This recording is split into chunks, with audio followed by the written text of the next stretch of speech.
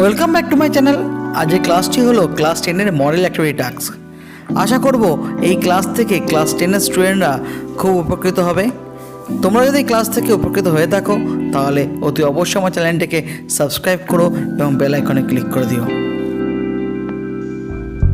Activity 1, join the following pairs of sentences as directed. এখানে ব্র্যাকেটে কি করতে হবে বলে দেওয়া আছে এবং দুটো করে সেন্টেন্স দেওয়া আছে, তাদেরকে আমাদেরকে জয়েনিং করতে হবে। First question, she saw a snake, she ran away. Use seeing, অর্থাৎ সিং দিয়ে করতে হবে। সি স এ স্নেক বা সি স আ স্নেক, অর্থাৎ তিনি বা সে একটা সাপ দেখেছিল। সি র্যান অ্যাওয়ে, পালিয়ে গিয়েছিল। র্যান অ্যাওয়ে মানে কি হচ্ছে, পালিয়ে গিয়েছিল। যদি এটা বাংলায় বলি ইন এ সেন্টেন্স কী বলবো, সাপটাকে দেখে সে পালিয়ে গিয়েছিল। এখানে সিং দিয়ে করতে হবে, তাহলে কি লিখবো, seeing a snake she ran away, অর্থাৎ সাপটিকে দেখিয়া সে পালিয়ে গিয়েছিল। এটি হচ্ছে পার্টিসিপেল ইউজিং হয়েছে। তোমাদের চেষ্টা করব এর পরের ক্লাসগুলোতে এই ধরনের গ্রামারের ওপর কিছু ভিডিও তৈরি করার।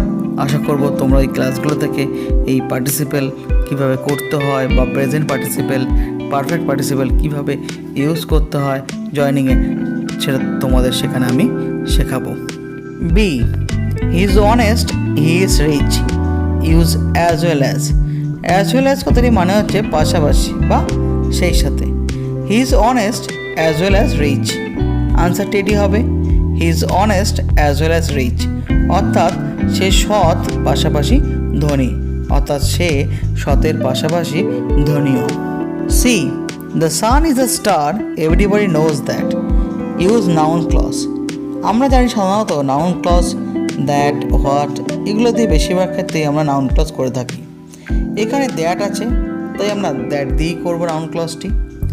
এভরিবডি নোজ দ্যাট, সকলে জানে যে the sun is a star, সূর্য একটি নক্ষত্র। তাহলে আনসারটি কি হলো, everybody knows that the sun is a star. D, the man is old, he can not go out. Use illative conjunction. এখানে ইলেটিভ কনজাংশন আমরা সো ইউজ করব। The man is old so he can not go out. দুটো সেন্টেন্সের মাঝখানে আমরা so লিখে দিলেই আনসারটি হয়ে যাবে। The man is old so he can not go out. লোকটি বৃদ্ধ তাই সে বাইরে বেরোতে পারে না। এই চারটে জয়নিং চারটে টাইপে হলো। আশা করব পরবর্তী ক্লাসগুলোতে এই ধরনের জয়নিংয়ের উপর কিছু ভিডিও আমি তৈরি করার চেষ্টা করব। আশা করব সেই ক্লাসগুলো থেকে তোমরা ভবিষ্যতে উপকৃত হবে। Activity 2, split the following into 2 sentences. অর্থাৎ যে সেন্টেন্সগুলো দেওয়া আছে সেই সেন্টেন্সগুলোকে আমাদেরকে দুটি সেন্টেন্সে বিভক্ত করতে হবে, ভাগ করতে হবে, অর্থাৎ ক্লজ অনুযায়ী সেন্টেন্সগুলোকে দুটি ভাগে ভেঙে দিতে হবে। First question, a, having heard the news she fainted. অর্থাৎ সংবাদটা শুনে সে মূর্ছা গিয়েছিল বা অজ্ঞান হয়ে পড়ে গিয়েছিল। এখানে এই সেন্টেন্সটা কীভাবে ভাগ করব, হ্যাভিং হার্ড আছে, এখানে আমরা করব সি হার্ড দ্য নিউজ, অর্থাৎ তিনি খবরটা শুনেছিল। সি ফেইন্টেড, সে অজ্ঞান হয়ে পড়ে গেছিল। তাহলে সি হার্ড দ্য নিউজ এটা একটা সেন্টেন্স হবে, আর she fainted, she heard the news full stop, she fainted full stop. অর্থাৎ having heard the news she fainted, এটাকে আমরা এইভাবে দুটি সেন্টেন্সে ভাগ করলাম। B, it was raining heavily when she reached home. যখন সে বাড়ি পৌঁছেছিল তখন খুব জোরে বৃষ্টি হচ্ছিল। এই সেন্টেন্সটিকে কীভাবে দুটি ভাগে ভাগ করব, অর্থাৎ হোয়েনটা একটা লিঙ্কার, হোয়েনটাকে তুলে দিলেই সেন্টেন্সটি দুটো ভাগে বিভক্ত হয়ে যাবে। তাহলে একটি সেন্টেন্স হবে ইট ওয়াজ রেনিং হেভিলি, খুব জোরে বৃষ্টি হচ্ছিল, full stop, she reached home, সে বাড়ি পৌঁছেছিল। তাহলে হোয়েনটাকে তুলে দিলাম, এখানে দুটো সেন্টেন্স বিভক্ত হয়ে গেল। তাহলে it was raining heavily full stop, she reached home full stop. Ashoka who was a great king help in the spread of Buddhism. Ashok যিনি মহান সম্রাট ছিলেন, বৌদ্ধ ধর্ম প্রসার বা বিস্তারে তিনি সাহায্য করেছিলেন। এখানে আমরা হুটাকে তুলে দেবো, হুটাকে তুলে দিলেই দুটো সেন্টেন্সকে ভেঙে দেওয়া যাবে। তাহলে কি হবে, অশোকা ওয়াজ এ গ্রেট কিং, অর্থাৎ অশোক ওয়াজ এ গ্রেট কিং, অশোক ছিলেন মহান সম্রাট, অর্থাৎ মহান রাজা। হি help in the spread of Buddhism, অর্থাৎ বৌদ্ধ ধর্ম প্রসার বা বিস্তারে তিনি সাহায্য করেছিলেন। তাহলে ফার্স্ট সেন্টেন্স হলো Ashoka was a great king, first sentence. Second sentence হলো he help in the spread of Buddhism, অর্থাৎ বৌদ্ধ ধর্ম প্রচারে বা প্রসার বা বিস্তারে তিনি সাহায্য করেছিলেন। D, Shabnam thought that she would win the first prize, Shabnam চিন্তা করেছিল যে সে প্রথম পুরস্কারটি পাবে। তাহলে কি করব, সেকেন্ড সেন্টেন্সটাকে আগে লিখব। এখানে সি ছিল, সিটাকে শবনমকে রেফার করছে, তাই আমি সি এর জায়গায় শবনম লিখব। Shabnam would win the first prize, full stop. আর শবনম থট ছিল, যেহেতু প্রথমে আমরা সি এর জায়গায় শবনমকে বসিয়েছি, তাই শবনমের জায়গায় এখানে সি বসাবো, দুবার শবনম ইউজ করব না, এখানে প্রোনাউনটা ইউজ করব নাউনের পরিবর্তে। তাই সি থট ইট, ফার্স্ট সেন্টেন্সটি হবে Shabnam would win the first prize, full stop. Second সেন্টেন্সটা হবে সি থট ইট, অর্থাৎ ইট কাকে বোঝাচ্ছে, Shabnam would win the first prize, সে প্রথম পুরস্কারটি পাবে, সেটাকে ইট দিয়ে বোঝাচ্ছে। তাই ফার্স্ট সেন্টেন্সটি হলো Shabnam would win the first prize, full stop, she thought it. Activity 2তে 4টে সেন্টেন্স ডিফারেন্ট ছিল। এই ধরনের কিছু গ্রামারের ক্লাসের ভিডিও আমি আগামী ক্লাসে করব, তাতে তোমাদের গ্রামারের অনেক হেল্প হবে। তোমরা যারা নতুন আমার চ্যানেলে, তাদেরকে অনুরোধ করব আমার চ্যানেলকে সাবস্ক্রাইব করে দাও এবং বেল আইকনে ক্লিক করে দাও, যাতে এই ধরনের ক্লাসের নোটিফিকেশান তোমরা সবার আগে পেতে পারো।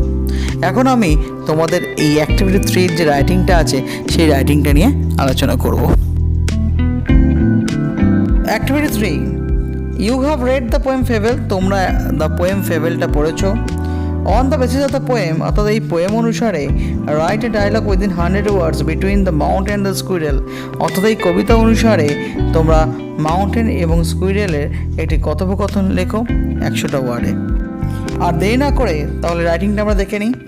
Mountain, hi the little prig, what's up, অর্থাৎ মাউন্টেন স্কুইরেলকে বললো hi little prig, what's up. অর্থাৎ লিটল প্রিগ কথাটি মানে হচ্ছে নীতিবাগীশ, অর্থাৎ ছোট্ট নীতিবাগীশ, কি খবর তোমার। স্কুইরেল বলছে, কাঠবিড়ালি বলছে, you are insulting me calling a little prig, অর্থাৎ তুমি আমাকে লিটল প্রিগ বলে, অর্থাৎ ছোট্ট নীতিবাগীশ বলে আমাকে তুমি অপমান করছো। You should not use such words to me, অর্থাৎ এই ধরনের কথা আমার সম্বন্ধে তোমার বলা উচিত নয়। Mountain, why are you saying this, কেন তুমি এই কথা বলছো। স্কুইরেল কি বলছে, there is no doubt that you are big, তখন কাঠবিড়ালি বলছে, there is no doubt that you are big, অর্থাৎ কোনো সন্দেহ নেই যে তুমি বড়। But every little thing has its importance in the earth, অর্থাৎ এই পৃথিবীতে বা এই বিশ্ব ব্রহ্মাণ্ডে প্রত্যেকটি ছোট জিনিসেরই একটা গুরুত্ব আছে। তাই কাঠবিড়ালি মাউন্টেনকে বলছে, তুমি আমাকে যে লিটল প্রিগ বলে অসম্মান করছো, তাতে তোমার করা এই ধরনের কথা বলা উচিত নয়। অর্থাৎ নিঃসন্দেহে তুমি অনেক বড় হতে পারো, আমি তোমার কাছে অনেক ছোট, কিন্তু এই পৃথিবীতে প্রত্যেকটি ছোট প্রাণীরই একটা গুরুত্ব আছে। তারপর মাউন্টেন বলছে, mountain don't you regret being small, অর্থাৎ তুমি যে ছোট তার জন্য তোমার কোনো অনুশোচনা হয় না। স্কুইরেল, নো, না, ইউ নো ওয়েল, তুমি ভালো করেই জানো that our world is made up of everything big and small, অর্থাৎ আমাদের এই পৃথিবী বড় এবং ছোট সমস্ত রকমের উপাদান দিয়ে তৈরি। অর্থাৎ এই পৃথিবীতে অর্থাৎ ছোট বড় সব মিলে বিভিন্ন ধরনের জীব থাকে। তাই বলছে, ইউ নো ওয়েল, তুমি ভালোভাবে জানো that our world is made up of everything big and small, আমাদের এই বিশ্ব ব্রহ্মাণ্ড অর্থাৎ পৃথিবী সেটি বড় এবং ছোট এই সব উপাদান নিয়েই বা জীব দিয়েই গঠিত। মাউন্টেন, আই আন্ডারস্টুড, আমি বুঝতে পেরেছি।